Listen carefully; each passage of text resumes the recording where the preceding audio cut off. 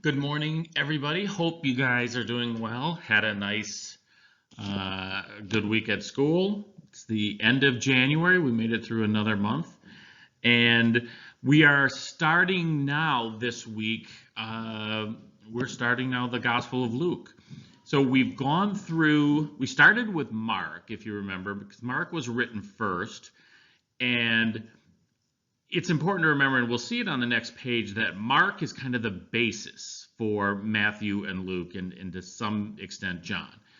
But Mark was the first one, very short, really kind of written more for Romans. And then we spent a lot of time on Matthew, because Matthew expands a lot on what Mark did, and there was a lot of reference to the Old Testament in Matthew, because Matthew was Jewish, and he was really written trying to convince his fellow Jews that Jesus is the true Son of God, and used a lot of rhetoric calling back to the Old Testament. We went through a number of those things. Now we're starting with Luke.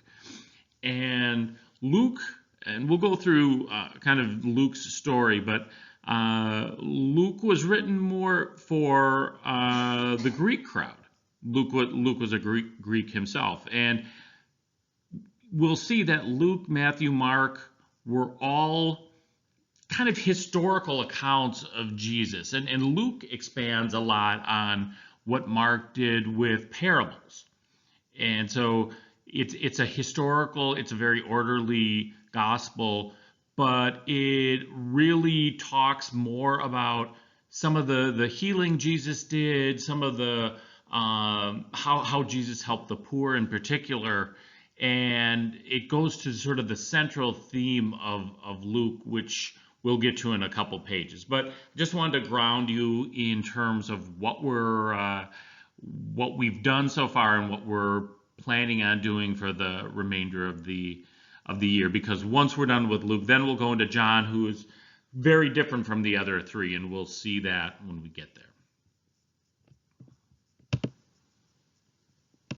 So on the previous page, we talked about how Matthew, Mark, and Luke were all basically contemporary gospels written at roughly the same time, but Mark was definitely written first, and Matthew and Luke based a lot of their, maybe not based, but used a lot of Mark's gospel when they wrote theirs. And I found this, I think, kind of interesting chart that shows how much of Mark was used by Luke and Matthew. So the middle circle is basically a distribution of how much Mark's gospel was shared by Luke and Matthew, and how much was just simply unique. So there's only 3% of Mark, the little brown sliver up at the top, that was only in his gospel. So 97% was used in either Luke or Matt or both. So 76, a big chunk of it was used by both, because Mark was pretty basic compared to Luke and Matthew. And so it was just the history of Jesus, and Luke and Matthew both use that. And there's an additional 3% that Luke used that Matthew didn't, and a decent chunk that Matthew used, that 18%, that Luke didn't. And I think that was chapters 6 and 7 of Mark, where it was more about the disciples that Luke chose not to include. But you can see, I think the key part here is, while they used a lot of Mark, they expanded a lot, right? So Luke and Matthew had some overlap, right? That wasn't in Mark's, but both Luke and Matthew, and especially Luke, wrote their own stuff, right? And so a third of Luke, that 35%, you won't find it in Mark or Matthew. So I just thought it was interesting to see sort of what was shared, what's different and unique to each, especially Luke and Matthew, right? And what Luke did in particular, he went through and talked to the disciples and talked to other eyewitnesses, and so it added a lot of the stories, a lot of the parables that neither Mark nor Matthew have. And we'll get into that through the weeks and months to come when we really dive deeper into Luke. Now, who was Luke? Obviously, I don't know Luke personally, right? This is all from sort of the historical scholars and biblical scholars that we can get this information. But we believe, just through the writing, through the evidence that we have, that we believe he was Greek. And there's some references in other books of the New Testament that he was a doctor. And that makes sense, right? That jives with the writing in the gospel because it's very scientific, it's very orderly, it's somebody, it was written clearly by somebody who was educated, was a very good writer too, and kind of had this scientific approach. So the idea that he was a doctor and Greek all kind of fits. We also believe that he was a friend and companion of St. Paul. So if you remember Paul's story, which we talked a little bit about last year, Paul was somebody who persecuted Christians early in his life, and then was kind of touched by Jesus and the Holy Spirit as he was going to persecute more people. And he was a really, really smart guy. He did a ton of writing in the New Testament. And, when we do the readings every week in church, you'll often see it's Paul's letter to the Corinthians, or Paul's letter to the Ephesians, or Paul's letter to the Galatians. So what Paul did was went around the Mediterranean area, setting up churches, setting up Christianity, and then going to another place to do it. And the places where he was at would write him and say, hey, we need help interpreting this or setting this up. And so Paul gave a lot of instruction. So Paul was really, really important in the writings of the New Testament and really setting up Christianity. So Luke, if he was a friend of Paul, had a very influential mentor to help him write this. The other thing that's important to note is he wasn't one of the 12 disciples. And so that makes him a little bit unique, right? Neither was Paul, obviously. And so they were kind of the new disciples after the original. And they did, it's reported that Luke did a lot of research, a lot of interviews with the living disciples at the time and other eyewitnesses. And this helped ground him when he was writing his gospel. And one other important thing to note here is Luke also wrote, or is believed to have written, Acts, which is Acts of the Apostles. So it was not necessarily a gospel. It's not really a story of Jesus's life as much as what happened afterwards.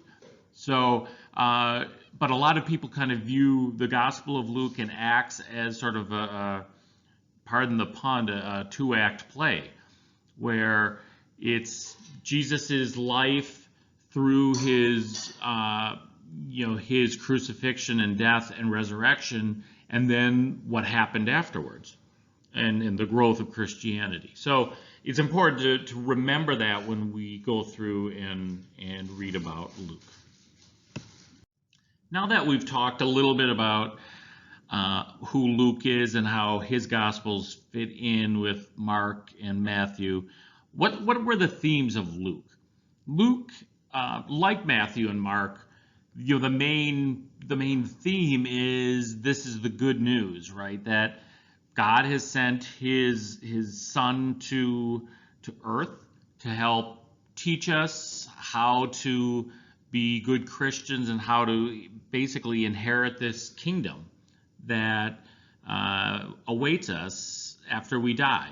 And so there's instructions, there's teaching, how to be a good Christian. So like that, it's similar to Mark and Matthew. It's the same high level concept. But what Luke does is he gives us some very detailed stories about Jesus's life, more detailed, much more detailed than Mark, um, and more detailed than Matthew in the sense of these stories and how there's a bigger picture, right? And we call these the parables. And again, just to differentiate, Matthew was talking to a Jewish audience. So Matthew's goal was convincing these people that Jesus was the embodiment of all the prophecies in the Old Testament.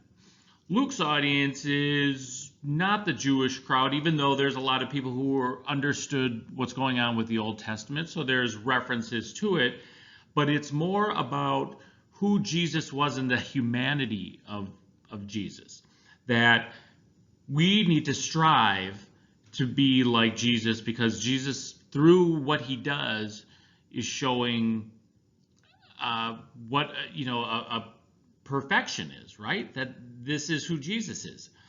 And so really, and we'll talk about this on the next page, one of the key pieces of this humanity is how Jesus doesn't just love sort of one group of people, not just the Jews or not just Christians. He loves everybody, right? And key to that are the outcasts of society. And we'll get into that on the next page, but it's an overarching theme of the Gospel of Luke. And we see it in the parables about who Jesus is helping along the way. We talked about Jesus's humanity and instructions on how we can be, as perfect as we possibly can be, right? We know we're all imperfect, but I picked out a key verse in the introduction. So basically, Luke is broken into sort of an introduction of first like who Luke is, and then talks about Jesus's birth, and it then goes into a piece about Jesus at the temple reading, right? Because Jesus obviously was Jewish. And one of the things Jesus said, and this is in chapter 4, verse 18, he's saying, "The Spirit of the Lord is on me, because he has anointed me to proclaim good news to the poor. He has sent me to proclaim freedom for the prisoners and recovery of sight for the blind, to set the oppressed free." So he talks about freedom, and he talks about poor people, right, and prisoners. We take a lot of this stuff literally, right? So when we hear the word poor, we think it's people who don't have a lot of money. And I've been reading and kind of doing some research, and some scholars believe it's not just people who don't have a lot of money. It is poor here kind of represents more than that. It represents people who maybe have money, but because of the system they are in of the time, they are still looked down upon. It includes women. Like, women were considered second-class citizens at the time, so they would fall into this poor, even though they may not be poor. Jesus is here for everybody, right? So it's not just the wealthy people who have access. It is the people who were born into the wrong sort of system or wrong class. It is women. It is people who were disabled, who couldn't work because of whatever issues they have.